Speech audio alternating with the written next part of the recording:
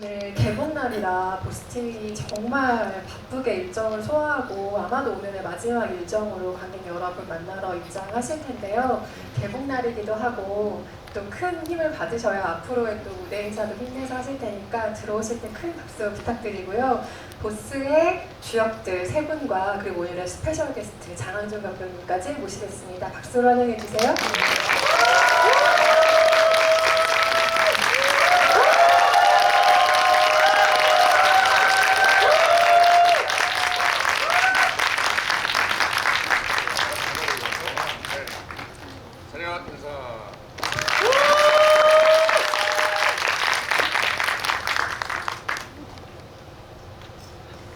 오늘 보스 일정이어가지고 제가 원래 이 자켓을 잘 안 입는데 이 자켓을 하루만 입을 수 있다면 오늘이다 라는 마음으로 이렇게 어깨에 힘을 주고 왔더니 다들 어깨에 힘을 빼고 오셔가지고 제가 지금 약간 어깨가 민망해지긴 하지만 오늘 오신 관객 여러분들께 인사 한 말씀씩 먼저 부탁드리겠습니다. 감독님부터 해주실까요? 네. 네, 연출을 맡은 라이차입니다. 오늘 첫날인데요. 네, 연휴 첫날 이렇게 인사드리게 돼서 되게 반갑고 감사하고 떨립니다. 감사드립니다.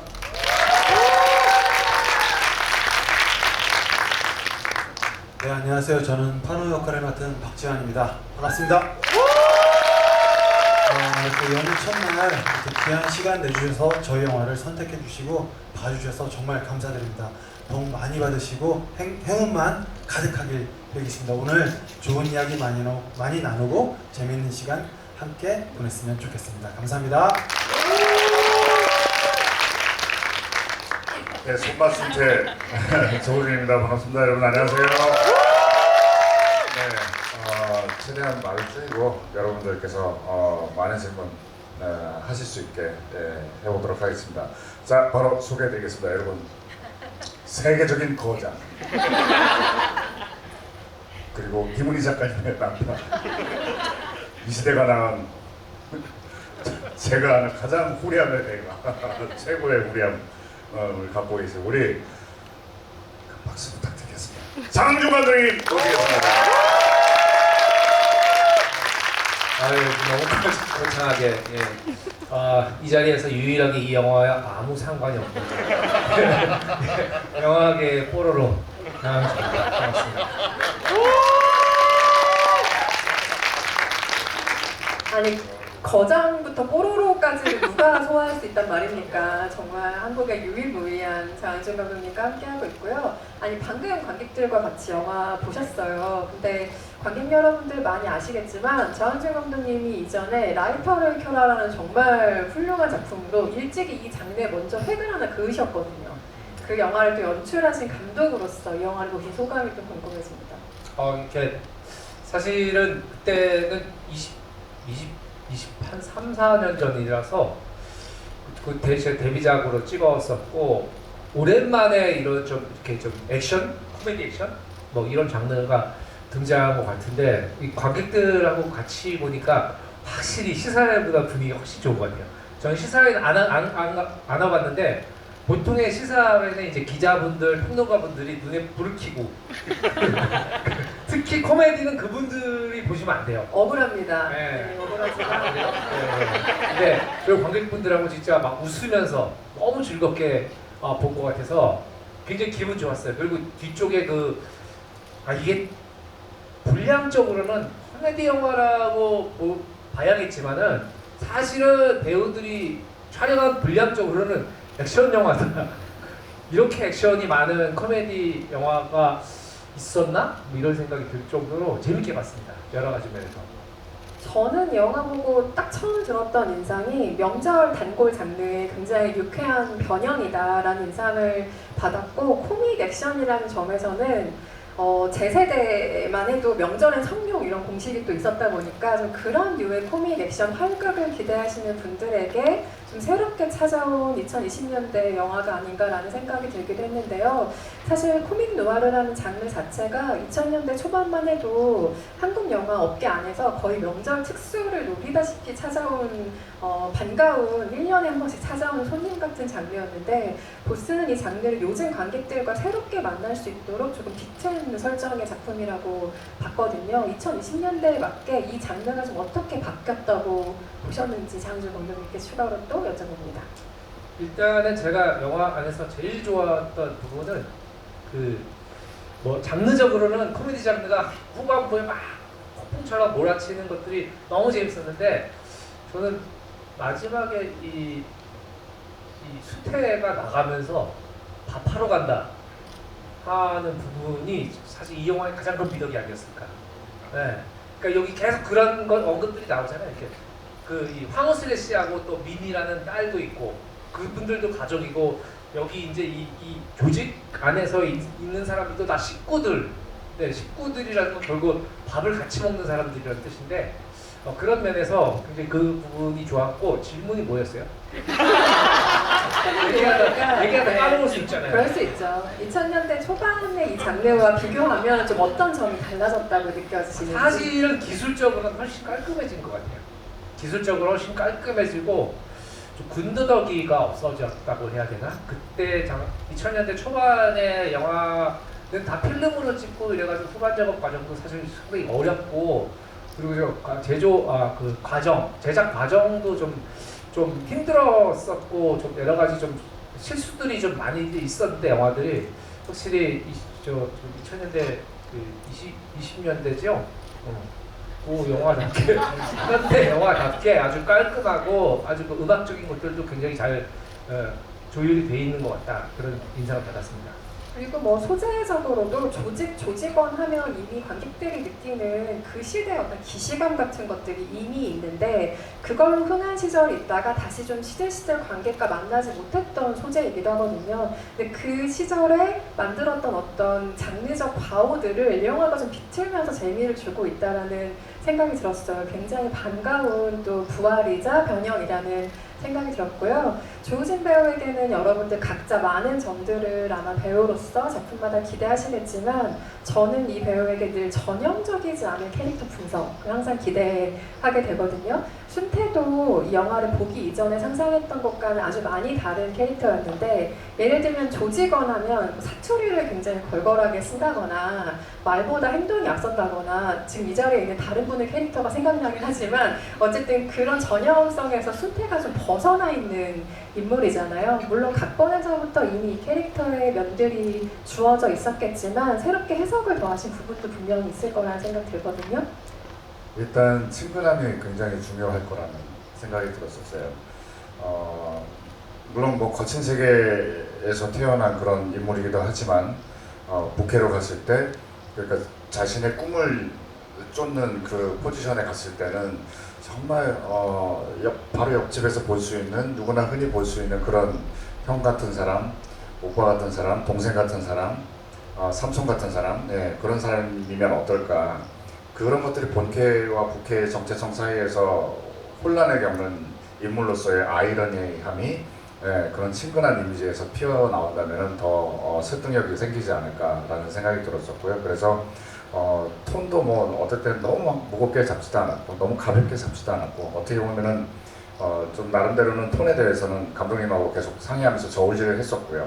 그 또한 저 나름대로 처음 얘기하는 거지만 줄타기하는 그 느낌이 좀 있었습니다. 네, 이게 과연 설득력을 가지기 위해서 좀 어떻게 톤을 좀 무겁게 가야 될까요? 아니면 좀 살짝 농담하듯이 해야 될까요? 뭐 이런 부분들을 대사 하나하나 감독님과 상의해가면서 그렇게 작업을 했었던 것 같아요. 네, 저한테는 제일 중요한 코드는 친근함이었습니다. 네. 친근함과 그 밸런스를 조율하는 과정이라는 이야기 들려주셨고요. 반면 박지현 배우가 연기한 파노의 경우에 이 영화의 대사 중에 요새 누가 이런 거 하냐 뭐 이런 대사가 있잖아요. 거기서 이런 거를 전부 담당하는 캐릭터가 아닐까라는 생각으로 봤는데 그 배우에겐 아무래도 개성 강한 코미디 스타일들을 선보일 기회들이 좀 요 몇 년간 잇따라 있었다 보니까 배우에게는 그래도 각각 다른 작품에서 좀 캐릭터의 차별화를 두는 게 큰 숙제였을 것 같아요. 그래서 파노를 연기하면서 덧대본 디테일이 분명히 있으실 텐데 저는 그 중에 하나로 짐작했던 게 대사 호흡이었거든요. 무슨 얘기냐면 여기서 누가 안 그려 파노야 라는 얘기를 할 때 끝나기도 전에 난 다 좋아 이렇게 말하는 캐릭터의 모습을 보고 아 성격이 진짜 급한 캐릭터구나 라는 걸 감지할 수 있다거나 그래서 배우가 이 캐릭터의 어떤 디테일을 또 덧대셨을까 하는 것도 궁금하기도 했습니다.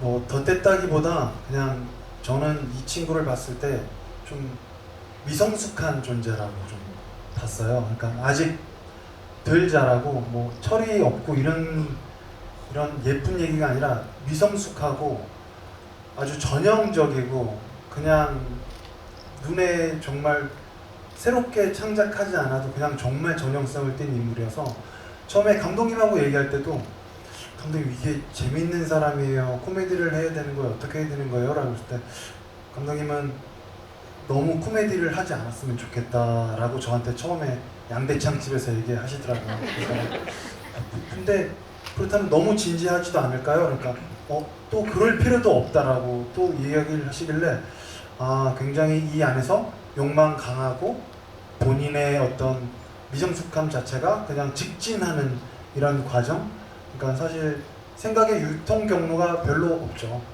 그래서 즉발적이고 즉각적인 사고방식을 가진 아마 지금 뒤에 1,000만 원을 벌 수 있는 게 있어도 지금 당장 10만 원 게임에 목숨을 걸 만한 그런 생각의 과정을 거치는 사람이다라고 덧댄 생각을 좀 더 제가 일갈하면서 그 역할을 풀어갔던 것 같아요.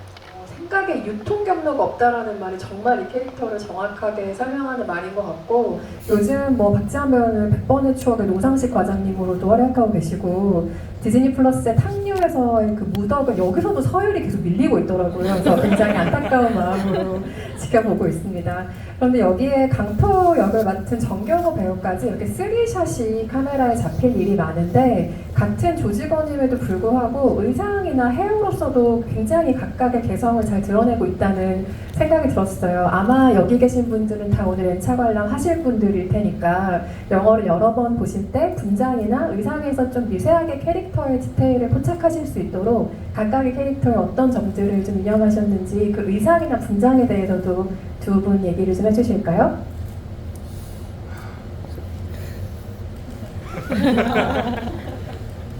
넘어갈까요?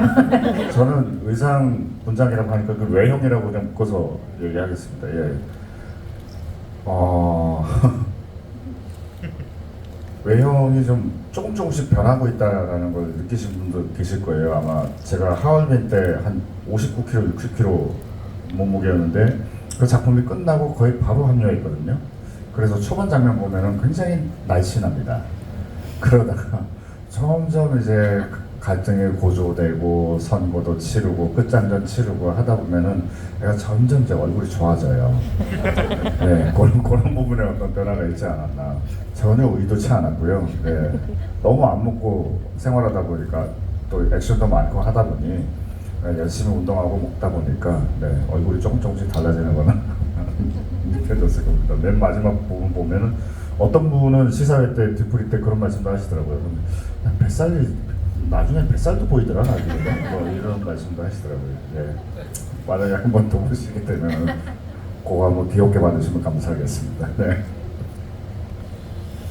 저는 올드함과 클래식을 유지하려는 패턴을 계속 가졌었어요. 왜냐면 미성숙한 존재이기 때문에 뭔가 시대의 변해서 부응하려고 하는 자기 꿈을 찾고 뭐 중식에 빠져서 여전히 식구를 먹여 살리고 있지만 많은 자기의 동생들을 먹여 살리는 거지만 저는 무조건 전쟁하고 이겨야 되는 그 시대를 못 벗어난 지금 와서도 그래서 의상이라든가 헤어가 부담스러울 정도로 과거에 묶여있는 인물이라서 계속 더 그때쯤이면 세련되어지는 게 아니라 더 과감해지고 과해지는 듯한 느낌의 분장과 의상을 계속 받았던 것 같아요. 거기서도 또 힌트를 얻었던 거죠. 다른 사람들은 뭐 순태는 편안한 복장의 어떤 이런 것들이 있고 강표도 그런 복장에 있다가 춤에 빠져서 되게 무슨 새들 보면 화려한 새들 있잖아요. 그렇게 자기의 꿈을 갖는데 저는 계속 더 뭔가 왕권에 도전하는 그 미성숙한 옛날 사람이 계속 의상을 입히더라고요. 그때 아, 이 사람은 변하지 않는구나 라는 것들을 좀 생각하면서 그냥 입었던 것 같아요. 네. 영화 보시면서 아마도 가장 많이 궁금해하셨을 만한 것이 왜 하필 순태 분야가 중식일까? 저도 영화 보면서 여러 가지 추리를 해봤는데 불도 막 써야 되고 주방 풍경이 아무래도 좀 화려해 보이잖아요. 뭐 이런 장점도 있었을 것 같고 또 이 가게에 배달을 담당하는 직원이 반드시 있어야 한다라는 어떤 그게 설정상의 필요도 중식이 잘 맞긴 한데 감독님께 그 이유도 한번 여쭤보죠. 왜 하필 중식을 하는 사람이었을까요? 제가 짜장면을 좋아합니다. 예, 원래 그게 가장 큰 이유이기는 한데요. 그 처음에 순태는 이 조직원이잖아요. 그래서 뭐 고깃집을 하자, 뭐 칼국수를 하자, 여러 가지 막 자기가 좋아하는 것들을 막 어떤 의견들이 있었는데 결국 제가 좋아하는 걸 했고요. 그런데 이제 기자님 말씀하셨던 것처럼 태규가 좀 저는 중요했어요. 태규 캐릭터를 만들면서 원래 언더커버 역할이 그렇게 크진 않았는데 원래 초반에 쓸 때는 판호 쪽에 태규가 들어가는 거였습니다. 언더커버로. 그런 설정이었다가 이제 순태 쪽으로 좀 제가 시나리오화하면서 배달원 좀 시대 뒤처 지금 현재 뭐 배달 이런 거하고는 맞진 않지만 좀 매칭해서 그러다 보니까 좀 중국집으로 선택을 했던 것 같습니다.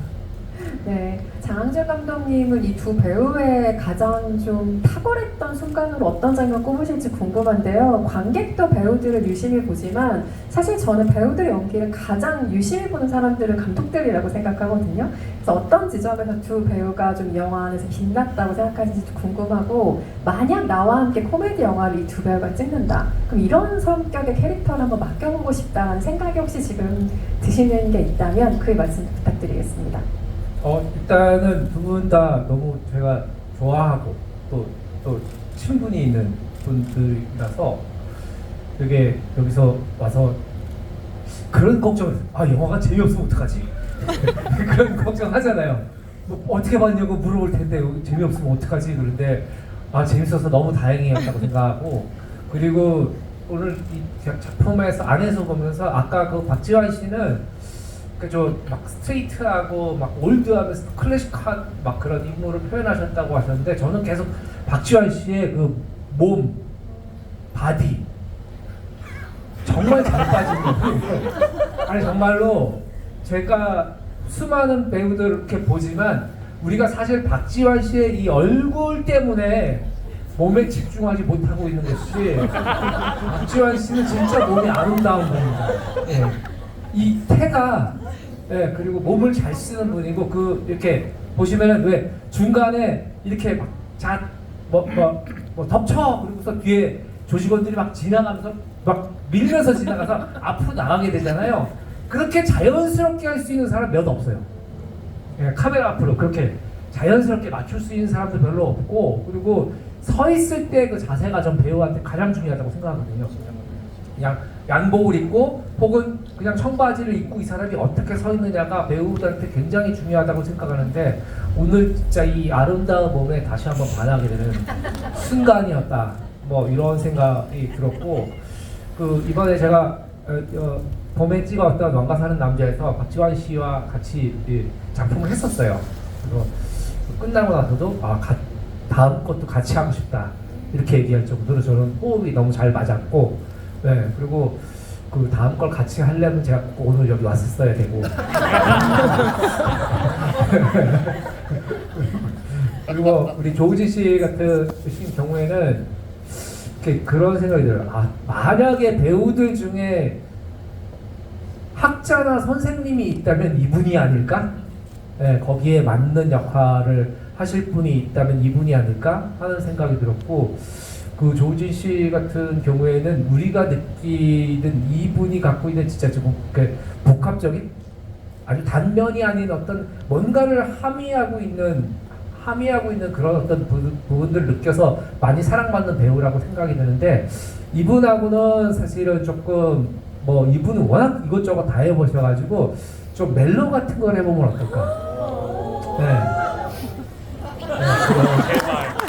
이렇게 반응이 뜨거울 줄 그 정도인가요? 예. 아무튼 네. 좀 멜로 같은 거 되게 현실적인 멜로를 하기에 좋은 제발요. 잘 어울려요. 예. 아는 분들이 많이 한다고 이상입니다. 예.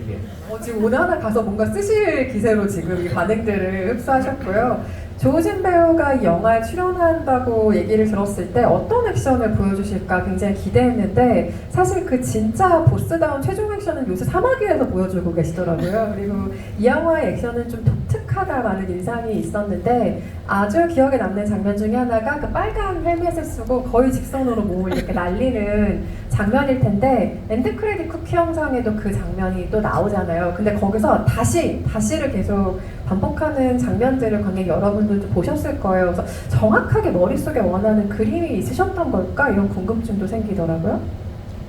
그 액션이든 연기든 제가 그 짧은 경험상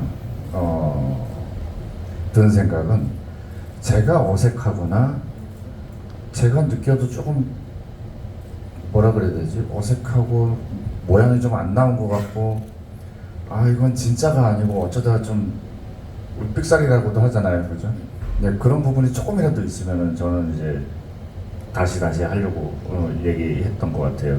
특히나 이제 와이어를 달고 하다 보면은 자기 컨트롤도 중요하지만은 타이밍도 굉장히 중요하거든요. 그게 진짜 어떻게 보면은 잘하는 것도 중요한데 호흡도 중요했기 때문에 그게 뭐라 그래야 되지? 어떻게 표현해야 되지?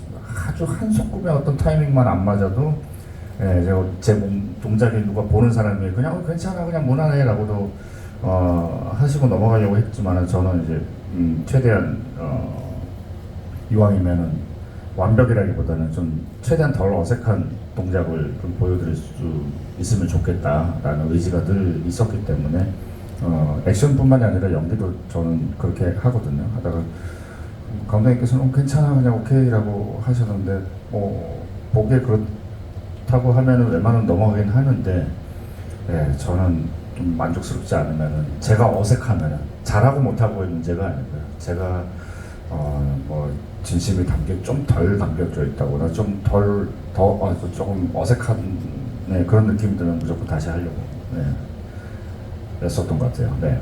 중요한 장면이지만 보셔서 아시겠지만 사실 배우가 이렇게 앞으로 날아가는 건 몇 초일 거예요. 정말 짧은 장면인데 현장을 경험하신 분들이야 워낙 잘 아시겠지만 정말 그 짧은 몇 초, 눈 깜빡하면 관객이 못 볼 수도 있는 그 장면 하나를 위해서 현장은 정말 치열하게 돌아갑니다. 그 마지막 엔드 크레딧 장면을 보고 다시 한번 그런 생각을 하기도 했고요. 박지한 배우 같은 경우는 핸섬 가이즈라는 걸출한 또 작품이 있었죠. 여기서 관객들이 거의 웃다 오열하는 사태가 영화관에서 막 벌어지는 작품이었는데 그 장면 중에 하나가 마이클 잭슨 춤동작을 흉내내는 그 좀비의 장면이었죠. 그런데 이게 시나리오 묘사에 전혀 없는 것이었다고 제가 감독님께 들었었거든요. 남 감독님께 들었었는데 움직임의 경우에는 감독님들이 그냥 전부 이 배우에게 맡기는 게 아닐까 하는 합리적인 의심을 제가 지금 하고 있거든요. 그래서 파노의 경우에는 여기서 사마귀도 아니고 이게 뭐라고 해야 될까? 굉장히 특이한 몸동작을 보여주기도 하는데 이번 영화는 어떠셨어요? 움직임을 만들어낸 부분이 많으셨나요? 이 영화에서 그런 움직임도 사실은 되게 현장에서 그 마지막 액션씬 같은 경우는 그 우진이 형이 되게 많이 모든 배우들이 조단역 배우들, 액션 배우들이 다 우진이 형한테 많이 기댄 것 같아요. 왜냐면 다 지치고 힘들고 그 한 씬 찍으려고 70명이 계속 매 테이크를 똑같이 움직여야 이 장면이 나오는데 그때 사실 우진이 형은 잠부상이 있었음에도 불구하고 계속 다시 가자 한 번 더 해볼까? 계속 그렇게 갔는데 저도 사실은 액션 중간에 뭐 이런 자세는 사실은 없었어요. 근데 이렇게 지켜보다가 이쯤 돼서 이런 프리즈를 가져 들어가는 게 이런 어떤 예를 들어 제가 생각했을 때는 이건 되게 볼레로 같구나 라는 생각을 많이 했거든요. 이렇게 쌓여서 나중에 꽃이 확 피는 볼레로 같은 장면이구나 싶어서 그런 특색을 잊지 않고 그러니까 제가 가져가는 것보다 계속 넣었어요. 그러니까 조미료를 조금씩 치고 나중에 그 샹들레에 올라갈 때 어떤 그 팡 하는 그 느낌의 단계만 잘 주고 가자. 그래서 그런 거에 신경을 좀 많이 썼던 것 같아요. 그리고 막 책상 위에서 춤을 추고 막 이런 것도 사실은 그냥 파노 만족한다 의자에 앉아서 이런 건데 감독님이 컷을 안 하시는 거예요. 그래서 근데 막 몸 안에서는 막 세레모니가 올라오기 시작하고 그래서 컷을 계속 안 하시고 그냥 저도 모르게 있는데 올라서 혼자 제가 춤을 추고 있더라고요. 그런 감독님 그럼 이거 찍자 그래갖고 다시 만들어서 찍고 사실은 그런 움직임은 정해놓기도 하지만 현장에서 대부분 바뀌기 마련인 것 같아요. 감독님들 대부분이 배우 하는 걸 보고 힌트를 얻고 그걸 가만히 두지를 않으세요. 모든 감독님들 변형을 항상 주시고 그렇기 때문에 그런 순간들을 다 같이 만들었던 것 같아요. 네. 방금 말씀하신 것처럼 영화의 프로덕션 촬영 과정에 참여하는 작업이라는 게 사실 배우들에게는 각각의 하나의 조직을 만드는 과정이랑 비슷하구나라는 걸 이번 영화를 보면서 유독 생각을 더 많이 했는데 서로 챙기기도 해야 되고 함께 부대끼기도 해야 되고 그 기간만큼은 정말 식구가 되는 과정일 거예요. 그런 면에서 두 분에게 이 보스라는 작품이 현장을 조금 더 특별하게 생각하게 되는 영화이자 계기가 아니었을까 싶은데 각각 어떤 이야기 들려주실지 궁금합니다. 조우진 배우님 그리고 박지한 배우님. 이 현장이 저에게 어떤 현장이었나. 네, 조금 더 쉽고 뭐 조직 이런 식의 의미를 더 많이 생각하게 되시지 않았을까. 저는 진짜 맹세코 많은 작업을 해오면서 이 현장만큼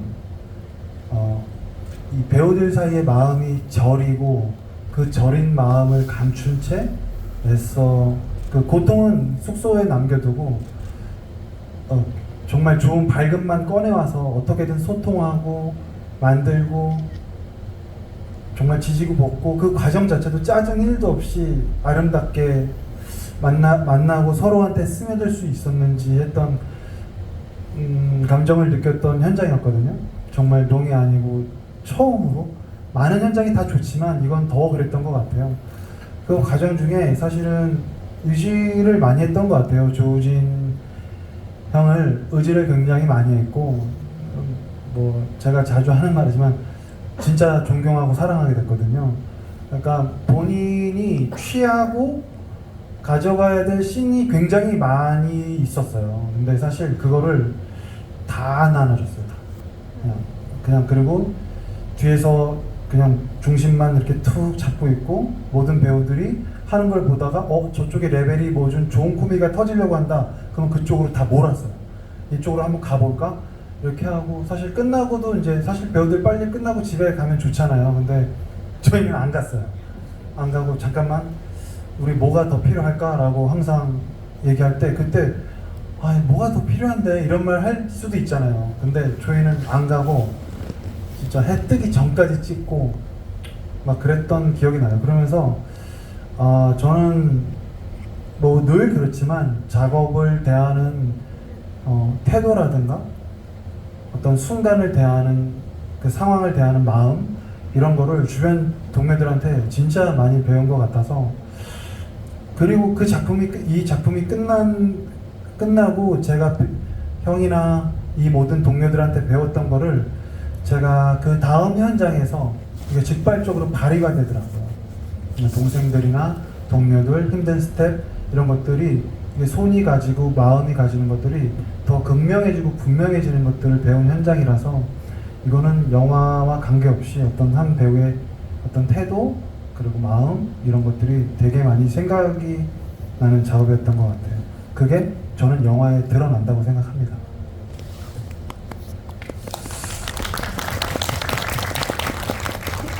갑자기 어떤 하루가 생각이 나는데 저희 호텔에서 이제 마지막에 다 체포되고 엔딩 장면을 찍었잖아요. 다 찍고 나서 그때 시간이 한 새벽 3시인가 4시인가 서너 시 정도 됐었죠. 그러고 나서 그 호텔 앞은 주택가만 있는 아주 조용한 동네였거든요. 거기에 이제 그 편의점이 있었는데 파라솔 바깥에 깔아놓고 그래서 아침 해 뜰 때까지 같이 촬영 끝내놓고 달수 형이랑 막걸리 마시고 우리 지환 씨랑 경호 씨랑 규영 씨랑 다 같이 아침에 거기는 아침 쓰레기차 막 지나고 그러지 않았어? 그런 정말 정이 넘치는 그런 곳이었어요. 그때 딱 느꼈습니다. 이 작품은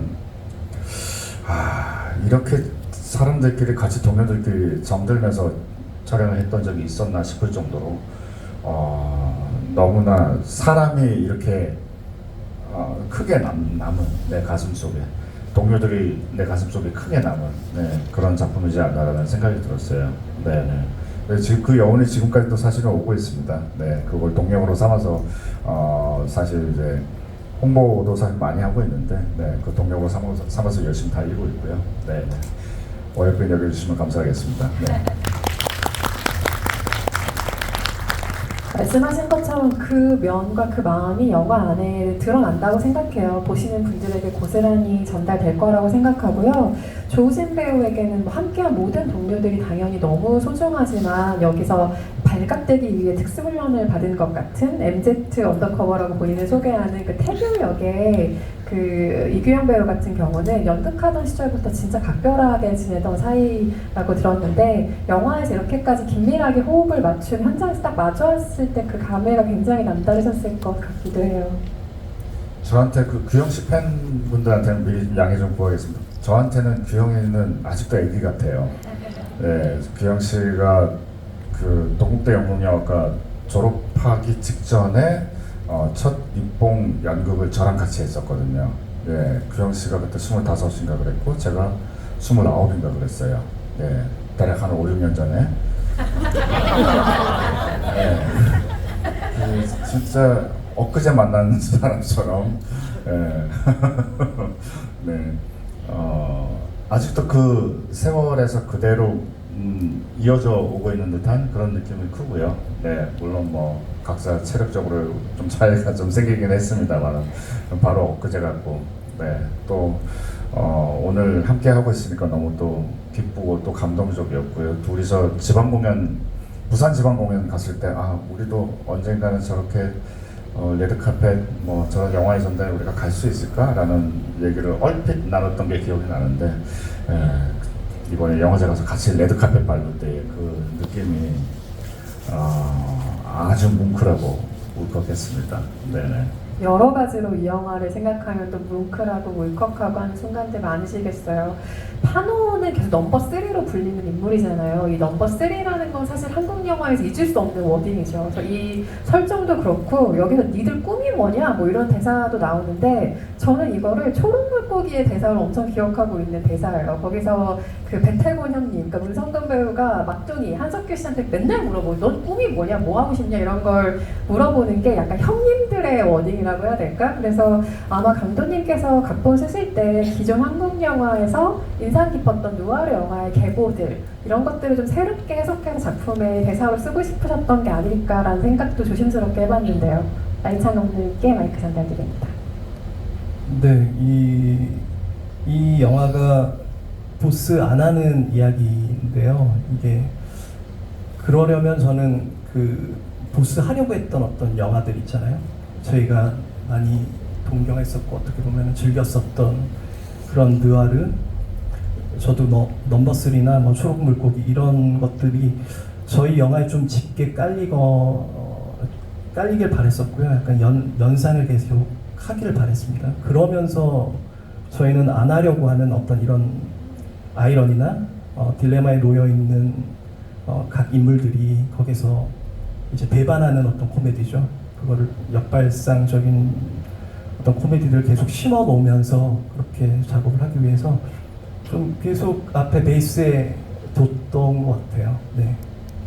한편으로 저는 그 생각도 해봤어요. 이게 표면적으로는 단순히 나 보스하기 싫어, 팀 맡기 싫어 이런 이야기라서 이게 요즘 시대와 되게 잘 맞는 얘기들. 아까 파고 들어가면 조직 생활에 속해 있지만 조직보단 개인이 더 중요해를 사실 모든 인물들이 파노 빼고 외치고 있는 거잖아요. 그래서 어쩌면은 이게 장르 자체도 중요하지만 조직이 아니라 개인으로서의 꿈을 계속 쫓는 사람들이라는 점에서 요즘 세대가 굉장히 잘 공명하는 얘기라는 생각도 들었는데 어쩌면 과거 세대가 아닌 감독님 자신의 세대가 좀 이런 세대라는 마음을 투영했을 것 같기도 하고 또 요즘 관객들을 생각하면서 이런 이야기를 떠올리셨을 것 같다는 짐작도 해봤습니다. 관련해서 혹시 들려주실 이야기가 있을까요? 네, 그러니까 저도 생각 좀 해도 되죠. 네. 저 조폭물을 막 그 초록물고기나 넘버 3는 제가 너무 좋아하는 영화지만 흔히 얘기했던 뭐 저희가 오래전에 즐겼던 조폭 코미디는 저는 막 제 취향은 아니었어요. 그런데 이 컨셉을 제가 전에 들었을 때는 요즘 그것도 몇 년 전이긴 하지만 아주 현실적이고 저는 와 닿았던 것 같아요. 그 요즘 아주 개인이 어떤 꿈에 자기 꿈이나 이런 거에 대해서 몰입하고 관심을 두면서 나아가는 그게 저이기도 하고 뭐 제 여러 세대에서도 그게 가는 것 같은데 그게 좀 저는 설득력이 있었고 그 재미있게 느껴졌습니다. 그리고 이제 시나리오 쓰면서 파도는 사실 가장 순수한 인물이라고 저는 생각이 들었어요. 이 조직을 여전히 가치 있게 여기고 어떤 베네핏이 없어도 이 회사의 목숨 거는 이 파노를 아주 전형적이지만 되게 유니크하게 만들어줄 유일한 인물이 저는 뭐 박지한 배우라고 생각을 했기 때문에 그런 식으로 접근했던 것 같습니다. 장항준 감독님께 마지막으로 하나만 여쭤보고 객석으로 마이크를 넘기려고 하는데요. 영화 볼 때, 그러니까 특히 코미디 영화를 볼 때 관객들에게는 그것이 즐거움을 거의 보장하는 장르죠. 그러니까 웃고 싶을 때 코미디 영화를 본다는 공식이 있는데 영화를 쓰고 창작하는 사람들의 입장에서 코미디 영화가 매력적인 이유가 뭘까? 이런 게 가끔 궁금해질 때가 있어요. 영화를 만드는 과정에서 만드는 사람들이 느끼는 즐거움은 뭔가요? 그 사실은 이제 뭐 다들 잘 아시겠지만 저뿐만 아니고 모든 감독님이나 모든 영화계 종사는 다 똑같이 이구동성을 얘기하는 게 가장 만들기 힘든 장르가 코미디. 사람을 우리가 TV 보면서 유튜브 보면서 쉽게 웃잖아요. 그건 돈 안 내서 그래요. 네. 근데 극장에 가서 돈을 지불했는데 날 웃겨봐. 못 웃겨? 그리고 혼자 텅 빈 영화관에서 웃을 수 있는 사람도 많지가 않아요. 그러니까 웃음은 다 전염되는 것들이고 그래서 코미디 장르는 수많은 코미디에 도전했다가 실패한 감독님들도 많고 서로 민망한 상황이 되기도 하고 그래서 코미디가 사실 진짜 훌륭한 코미디는 10년에 한 번 나올까 말까 우리가 아는 진짜 우리가 원 없이 웃고 진짜 재밌게 보는 영화는 그래서 그럴 정도로 만들기가 사실 쉽지 않은 영화인데 다만 뭐냐면 이게 어떤 순간에 먹히는 씬들이 나오잖아요. 시퀀스나 이런 것들이 나오게 되면 그 쾌감이랄까요? 즉각적으로 반응이 나와요. 예를 들면 액션을 보면서 막 야 치가라 이런 사람은 없잖아요, 관객이. 근데 코미디는 자기도 모르게 재채기처럼 웃음이 나오거든요. 네, 그것들을 우리가 관객의 그 감정을 가장 체감할 수 있는 정말 훌륭한 장르라고 생각을 하는데 그만큼 구현하기 힘들다. 그래서 어찌 보면 이런 코미디 영화들이 앞으로도 많은 장르들이 이렇게 코미디 장르가 더 좀 활성화돼서 고통과 걱정을 잊을 수 있는 극장 안에서 코미디의 원래 기능을 충실히 수행하면 좋겠다 그런 생각이 들었습니다. 너무 공감이 되는 말이 동시에 끝까지 항변하고 싶은 거는 언론 시사회에서 모두 일부러 웃지 않는 건 아닙니다, 여러분. 다시 한번 항변하고 싶고요. 보스 언론 시사회 분위기 나쁘지 않았다라는 말씀을 드립니다. 객석으로 맨날 순태가 담배를 던지지 않고 발로 살포시 비벼 끄는 디테일만으로도 순태의 캐릭터 해석을 다 하지 않았나 싶어서 그 부분이 되게 좋았고요. 그리고 꿈이 뭐냐라고 했을 때 오야붕 보스 짱깨라는 목표가 나오는데 그렇게 언어가 좀 다른 이유가 있는지도 궁금했고 강표가 매료되는 게 파트너십이 중요한 탱고인데 이유가 있는지 강표가 2인 체제의 결속력이라면 순태는 밥이라는 매개로 다수를 포용하는 결속력을 표현한 건지 궁금했습니다. 그리고 시간만 허락이 된다면 죄송합니다. 조호진님 보러 왔는데요. 조호진님 성함으로 삼행시 한 번만 해도 될까요? 조호진 배우가 문을 띄워주시죠. 네. 좋은 날입니다, 한가위. 우리 다 같이 모인 김에 진짜 재미있는 보스 봅시다. 사랑해요. 질문이 뭐였죠? 일단 그 오야분 보스가 네 다르게 이야기한 이유를 먼저 여쭤볼게요. 그리고 탱고. 네, 감사합니다. 네, 오야분 보스 짱깨는요. 그게 과거 장면인데 원래는 아주 짧은 시나리오에 이렇게 표현이 있었어요. 근데 저는 이제 장 감독님 말씀하셨던 것처럼 액션실이 좀 많이 늘어났는데 앞부분도 그렇고요. 보스를 하려고 했던 그 하나의 꿈이었던 그 시절이 저는 좀 중요했어요. 안 하려고 하는 이야기를 하기 위해서. 그래서 그 보스나 뭐 오야붕이나 같은 의미를 얘기를 하지만 저는 순태가 어떻게 이야기할까를 생각을 하다가 짱깨가 보스란 어떤 의미를 담고 있다는 중국어에서 있다라는 좀 당돌하거나 조금은 유니크한 그런 그 키워드에서 아까 또 미미로 중식에 대한 것도 있었잖아요. 그렇게 연관성을 가지면서 하나의 꿈을 하나의 워딩으로 표현을 해보고 싶었던 것 같습니다. 네. 그리고 강표가 왜 탱고를 꿈꾸는지에 대한 질문도 주셨죠. 원래 설정은 피아노라고 얼핏 들은 것 같은데요. 네, 한 3년 정도 피아노였다가요. 네, 코로나 시절이 있었어요. 그래서 좀 정경호 배우가 제일 늦게 캐스팅이 된 배우였는데 좀 액티브하고 경호 씨의 그런 어떤 자유분방한 그런 느낌들을 더 표현하고자 제가 설득도 하고 좀 꼬셨던 것 같습니다. 네, 그렇게 됐습니다. 좋은 설득이었던 것 같습니다. 다음 질문 또 받아보겠습니다. 이번에는 조우진 배우께서 한번 지목해 주시겠어요?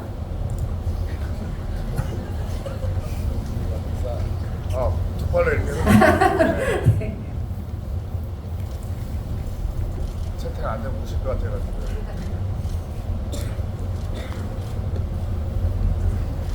나이찬 감독님한테 질문 드리고 싶은데요. 그 감독님이 직접 각본을 쓰시고 연출까지 하셨다고 알고 있는데 혹시 시나리오 쓰시면서 구상하실 때랑 가장 비슷하게 구현된 장면이나 혹은 그 이상으로 너무 더 좋게 구현된 장면이 있으면 한 장면만 꼽아주시면 감사하겠습니다. 목소리 지금 좋다고 지환 씨가 그 얘기하고 있어요. 실례지만 뭐 하시는 분이에요? 목소리가 저런 톤이 그냥 아무나 나올 수는 없거든요. 혹시 네, 그 떠오르는 장면은 마지막 액션 장면. 저도 액션을 거의 처음 찍어봐요. 예, 그러는데 액션이 막 설계되고 한 다음에 좀 저는 방향성이 막 이렇게 배우들이 다 준비하고 여러 가지 어떤 그 에너지를 쏟아서 찍는데 저는 그 안에 어떤 삑사리들, 어떤 계속 넘어지고 되게 어려워지고 어떤 더 고난을 겪어야 되는 그런 요소들을 더 좀 넣기를 바랬어요. 그래서 태규가 막 매달리는 샹젤리에도 이런 것도 없었는데 요거 한번 만들어서 떨어져 보자 뭐 이런 어떤 그런 덧들을 제가 좀 막 설치를 하고 깨지고 이런 것들을 놨었죠. 다 이렇게 본 다음에. 근데 그런 것들이 배우들이 들어가서 각기 캐릭터가 이미 된 상황에서 거기서 막 쏟아붓는 에너지로 하는데 저도 코미디를 찍으면서 웃은 기억은 부산영화제에서 불 꺼졌을 때 이제 한번 여러분 웃으실 때 한번 그거 말고는 몇 년 사이에 없는 것 같습니다. 예. 근데 그 장면 자체도 좀 저희 나름대로는 물론 코미디를 담기는 했지만 기억에 남는 것 같습니다. 아까 이야기들 들으니까요. 예, 감사합니다. 이번에는 박지환 배우가 한번 지목해 주시죠. 예. 두 팔 흔들기가 유행이 될 것 같은 예감. 네. 네, 우선 그 추석 연휴인데 이렇게 재밌는 영화 만들어주신 감독님께 일단 진심으로 감사하다는 말씀을 드리고요. 영화를 보면서 그 느낌이 생각한 게 있었는데 그 배우님들께서 이제 이 장면들을 찍으실 때 가장 기억에 남는 장면이 있으신지 우선 궁금하고 그 다음에 그 추석 연휴다 보니까 이제 관계자분들이 이제 극장을 많이 찾아오실 잘 오실 것 같은데 혹시 뭐 몇만 넘으면 뭐 이 공약을 하겠다 하는 그런 공약 이행은 있으신지 좀 궁금합니다. 우선 각각 기억에 남는 장면부터 꼽아줘 보실까요? 사실은 추억이란 게 똑같이 흘러가진 않더라고요. 오늘 떠오르는 장면이 다를 수 있고 영화도 사실은 좋은 영화, 명장면 많은 영화들 보면은 복귀할 때마다 다른 장면들이 떠오르더라고요. 저는 개인적으로. 예. 그래서 그 질문에 대한 건 굉장히 감사하고 소중하다라고 생각이 더 많이 드는 게 그저께 지구이 때도 제가 또 다른 생각이 들었었고요. 네, 오늘은 또 장 감독님하고 얘기 나누다 보니까 저 또한 아까 그 마지막 장면 찍을 때가 참 생각이 났어요. 거의 이제 촬영 막바지에 찍었던 장면인데 제가 이제 그 목장갑 털고 걸어 나오면서 뒤에서 뭐 형님 안녕히 계십시오 뭐 이렇게 하는데 뭐라고 해야 되지? 순태로서도 그렇고 저로서도 그렇고 스스로 인간적으로도 그렇고 인간 좋으신 이로서도 그렇고 그 마지막 그 한마디가 토로처럼 이렇게 푹 튀어나오는 말이면 어떨까라는 생각이 들었거든요. 그때 그게 많은 테이크를 찍진 않았죠, 그죠? 네, 첫 테이크에 그냥 한숨 쉬듯이 푹 나온 듯한 그런 기억이 있어서 네, 그게 제일 기억에 남고 두 번째 질문이 공약이라고 하셨죠. 지금은 솔직히 말씀드리면 공약 생각해 본 적이 없어요. 네, 영화 시장이 너무 좀 안 좋아져서 그래서 제가 더 홍보를 더 열심히 했던 거거든요. 네, 되도록 많은 분들께서 좀 저희 작품에 관심을 가지고 친밀도를 느끼시면서 아주 쉽게 아주 편한 마음으로 다가오실 수 있게끔 극장에 편하게 나오실 수 있게끔 하자는 그런 나름대로의 각오가 있었기 때문에 그거는 좀 몇만 공약을 내세우는 거는 말씀드리는 거는 좀 저한테는 뭐라 그래야 될까 좀 어떻게 보면 그 얘기를 꺼내는 것 자체가 혹시나 건방져 보이진 않을까 지금 상황에서는 그렇긴 합니다만 이렇게 끝내면 재미없잖아요. 10,000원 극장 어떤 상영관에 매진이 됐다라는 거를 저희가 보다가 랜덤으로 찝어가지고 게릴라 무대 인사를 가려고 지금 저희가 계획을 하고 있어요. 네, 그러니까 이런 부분 지금 찍으시는 것들 뭐 이렇게 기록하시는 분들 뭐 평에 올리셔도 되고요. 어떤 게시판에 올리셔도 되고 SNS에 올리셔도 되니까요. 네, 저희도 막 그 문구 정리해서 홍보를 할 테니까 많이 좀 널리 퍼뜨려 주시면 저희가 어디든 급작스럽게 달려가도록 하겠습니다. 감사합니다.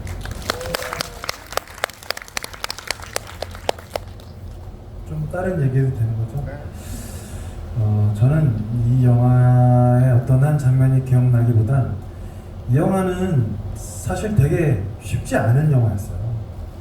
많은 배우들이나 스태프, 현장의 모든 사람들이 각자의 믿지 않으실 수 있겠지만 이 영화에 뭐 그렇게까지라고 생각할 수 있지만 각자 말하지 못하는 난제들을 안고 현장에 다 모여서 긍정적 착각을 한 채 진심을 쏟아부었던 현장이거든요. 그리고 끝나고 뭐 밝게 인사를 하고 뒤돌아섰을 때 그 뒷모습들이 저는 굉장히 멋있었어요. 그 장면들이 매일 그 뒷모습들을 봤을 때 사랑하지 않을 수 없었죠. 저런 동료와 함께 현장에 있는다는 것, 그리고 적당히 하세요. 그리고 혼자가 아니라는 거. 제가 조우진 형한테 처음 영화 시작하기 전에 이렇게 얘기했어요. 이제껏 해본 작품 중에 가장 어렵고 난해하고 풀기가 힘들다. 손도 시작도 스타트도 못하겠어요. 도와주세요. 미칠 것 같아요. 라고 했더니 형이 그런 얘기 하시더라고요. 나도 그래. 근데 우리 다 함께잖아. 할 수 있을 거야. 해보자. 나도 이런 경험이 있어. 그때 선배들이 나한테 이렇게 얘기해 주셨는데 되더라. 이렇게 얘기해 주셨어요. 그때부터 안 된다는 생각을 한 번도 갖지 않았던 것 같아요. 진짜 긍정적인 착각 상태에 진짜 제가 저를 없애버린 상태로 이건 무조건 좋아 라고 현장에 매일 임했던 것 같아요. 그러다 보니까 아까 얘기했던 그런 동료의 그런 현장에 이상한 공기가 생기기 시작했던 것 같아요. 저는 그 장면들이 기억에 남아요. 네. 집에 갈 때 그 많은 말을 하지 않고 딱 돌아섰을 때 그 뒷모습들, 모든 사람의 뒷모습들, 그 장면들이 많이 생각이 납니다. 네. 아니, 현장 분위기를 생각하면 분명 시커먼데 굉장히 감성적이고 촉촉한 팀이었던 것 같은 생각을 지금 계속 하고 있고요. 조우진 배우가 아까 잠깐 그 게릴라 얘기도 해주셨는데 혹시 개인적으로 걸고 싶으신 흥행 공약 있으십니까? 한 영화에 출연을 한 배우가 영화가 사실 만족스럽던, 좋던, 좋지 않던 제가 어떻게 연기를 하고 우리가 어떻게 만들어도 관객분들은 보고 싶은 대로 보시는 분들인 거잖아요. 근데 저희 영화가 잘 되기만 한다면야 사실 못할 일이 뭐가 있어요. 정말 다 할 수 있습니다. 저는 저희 영화가 7천만 관객이 된다면 제가 모든 관객에게 1,000만 원씩 제가 돌려놓고 생각을 해보겠습니다. 그거 제가 장담합니다. 7천만 관객이 되는 순간 저는 제가 가진 모든 은행을 털든 뭐를 하던 오진영이랑 뱅크 오브 아메리카를 털든 말든 해서 7천만 원씩 제가 입금해 드리겠습니다. 네. 굉장히 깔끔하고 재치있고 약간 속은 것 같은 기분도 들고 묘한 공약이었어요. 이번에는 장항준 감독님께서 한번 질문을 해주시죠. 네, 여기 두 번째 줄. 네.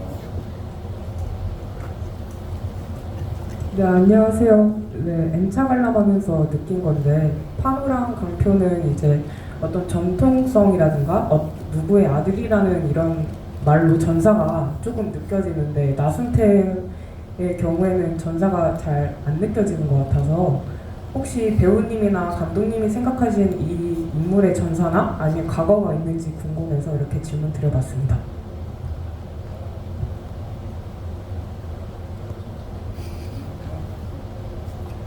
네, 써놓가 있는데요. 다 완전히 다 넉넉하게 표현되지는 않은 것 같아요. 지금 순태는 중국집을 하는, 그러니까 3대째 중국집을 하는 인물로 돼 있어요. 그래서 그거를 그 대대로 유지를 하고 싶어하는 어떤 투자자가 왔을 때라든가 어떤 거기 걸려 있는 어떤 가운도 있고 어떤 전통 있는 그 미미루가 있잖아요.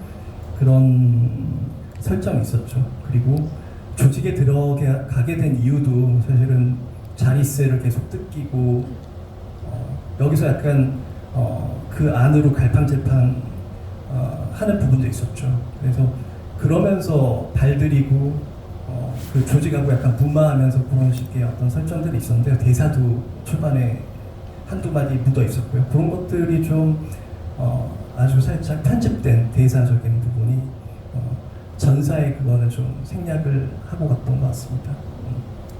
종교의 양면성이라는 게 있다고 저는 생각하거든요. 모태 신앙이었던 거죠. 이 조직에 대한 것도 요리에 대한 것도요. 태어나자마자 알고 봤더니 난 조직원의 피가 흘렀고 또 아버지 1세대부터 내려오던 그 요리를 해야 되는 그런 아들이었고, 예, 그렇게 어렸을 때부터 해오다 보니까 본인의 그 정체성에서 우리가 왔다 갔다 하게 되는 어른이 되고 나서 그런 인물로 저는 전사를 생각했었거든요. 그래서 나름대로는 둘 다 긍정적이라고 생각했는데 가정을 꾸리고 사회생활을 하다 보니까 종교의 긍정적인 부분이 이제 조직이었고 좀 부정적인 부분이 조직이었고, 예, 이런 정체성인 혼란을 그대로 표현하려고 하다 보니까 저는 아직도 헷갈리는데, 예. 그런 종교의 긍정적인 부분이 이제 요리로 좀 승화되지 않았을까라는 생각을 했었습니다. 네. 네, 마지막 질문 하나 받아볼까요? 라이찬 감독님께 질문을 부탁드리겠습니다.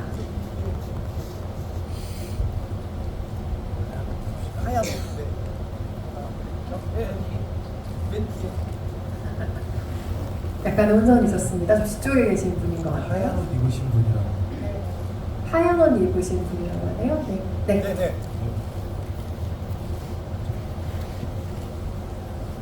우선 영화 정말 즐겁게 관람했다는 말씀 드리고 싶습니다. 감사합니다.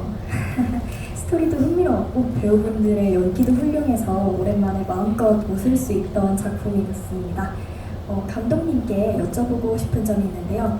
순태, 강표, 판호 캐릭터가 싸울 때 사용하는 무기를 각각 어떻게 선정하게 되셨는지가 궁금합니다. 예를 들어서 순태는 요리를 하는 캐릭터라 칼을 요리할 때만 쓰고 싸울 때는 주먹을 쓴다는 그런 설정은 짐작할 수 있었지만 왜 하필 큰 타격을 주기 어려운 목장갑을 사용했는지가 궁금했고요. 또 강표가 처음에 목각이나 방망이 같은 무기를 사용한 이유, 판호의 경우 칼 같은 걸 이제 주 무기로 사용하게 된 배경에도 뭔가 특별한 의도가 있었는지 궁금합니다. 가스통도 또 있고요. 네.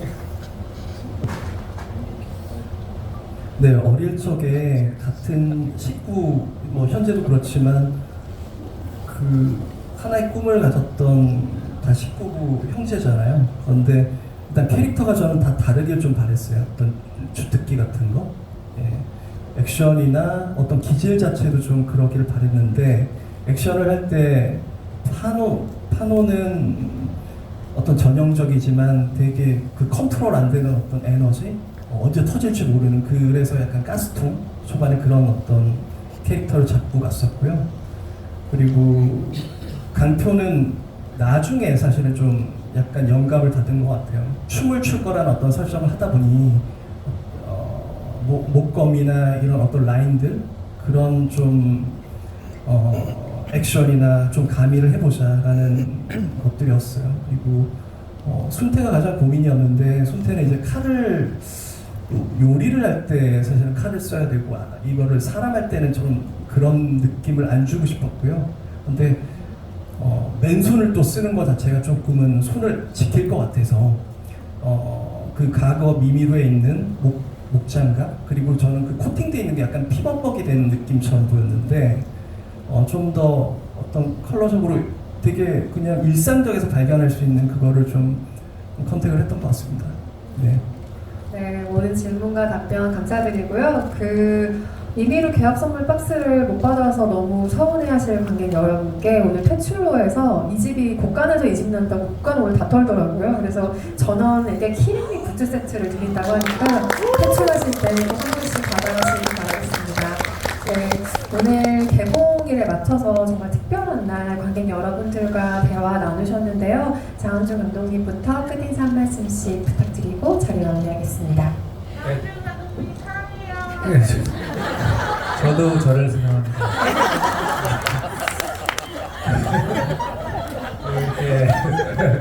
이렇게 좋은 분들, 그리고 좋은 감독님, 좋은 배우분들 같이 작품하신 영화 오늘 처음 보고 바로 얘기를 한다는 건 사실 굉장히 좀 영광스러운 일이었고, 그리고 아까 갑자기 그 질문 받았는데 대답을 하려다 까먹은 게 있는데, 이 박지환 씨하고 만약에 작품을 뭔가를 한다면 전에 그 양익준 감독의 똑팔이라는 영화 있어요. 저는 그런 좀 날것의 것 이런 것들을 하시면 되게 잘 어울리시지 않을까? 그리고 덕분에 이 야심한 밤에 이렇게 출출해지는 밤에 한국 영화 그 10년 전 이렇게 짜장면 생각나는 영화가 있었거든요. 네, 정말 그 영화 잘 돼서 나중에 이제 짜파게티랑 제이도 하고 그랬으면 좋겠습니다. 감사합니다.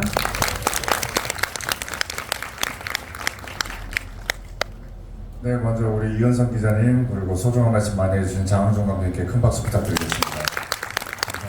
감사합니다. 어저께 부탁을 드렸는데 너무 흔쾌히 응해주셔서 정말 이 자리에 뵈어서 감사드리고요. 정말 소중한 시간인 것 같습니다. 다음 지구의 예고드리겠습니다. 장진 감독님,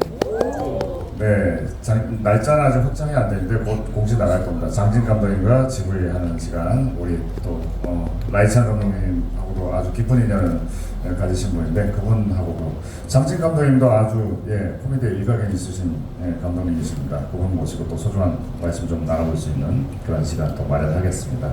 계속 여러분 격려해 주신다면요, 다음에 또 더 좋은 자리 또 만들 수 있도록, 또 더 좋은 캐릭터, 더 재밌고 웃기는 캐릭터 만들 수 있도록 최선을 다하겠습니다. 오늘 시간 내주셔서 정말 감사합니다. 좋은 밤 되세요. 감사합니다. 사실 모든 영화의 주인은 여기 계신 관객분들이라고 생각을 해요. 같이 늙어가고 같이 세상을 끝낼 텐데, 그리고 제가 하는 작품, 우리가 하는 작품을 같이 동시에 즐기실 거잖아요. 앞으로도 많이 부탁드리고 영화를 더 많이 사랑해 주시고 찾아주셨으면 감사하겠습니다. 사랑합니다. 네, 연휴 첫날 이렇게 긴 시간 동안 함께 해주셔서 너무 감사드리고요. 예, 부족하지만 좀 입소문 좀 부탁드리고요. 그리고 장항준 감독님 사랑합니다.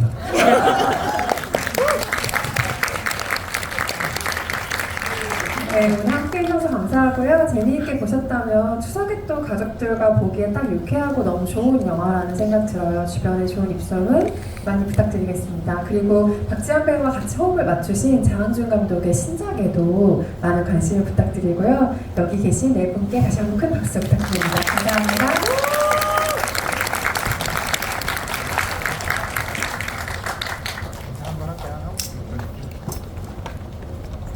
자, 다 같이 인사드릴게요. 차렷 인사.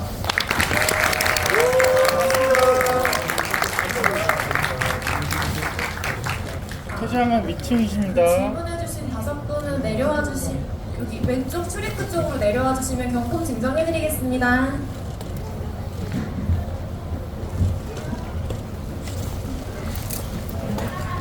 회장은 위층이십니다. 위층.